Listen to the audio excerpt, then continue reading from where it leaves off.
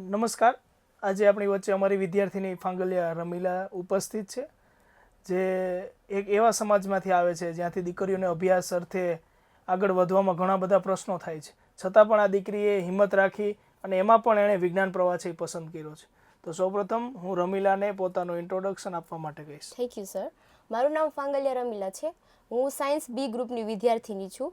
અમારા સમાજમાં દીકરીઓને એટલું બધું ભણવા નથી, કારણ કે પારિવારિક સંબંધોમાં એ એટલી નાનપણથી જ પડી જાય છે કે તેમને પોતાના સપનાઓ પૂરા કરવાની હિંમત કે સપનાઓ પૂરા કરવાનું જુસ્સો મળતો નથી. અમારા અર સ્કૂલના અને સિંહાર સર, સ્વર્ગસ્થ સિંહાર સર અને વિવેક સરને હું આભાર કરું છું કે તેમણે સાયન્સ વિભાગ ખોલ્યો અને એમને A1 ગ્રેડવાળા વિદ્યાર્થીઓને 100% સ્કોલરશિપ 2 વર્ષની આપી. તેથી મારા મધ્યમ વર્ગ જેવા પરિવારોને અને અમારા સમાજની દીકરીઓને સપનાઓ પૂરા કરવાનો પાખો મળી. તે બદલ હું તેમને આભાર વ્યક્ત કરું છું. થેન્ક યુ, ધન્યવાદ. અર્થ છે તો શક્ય છે.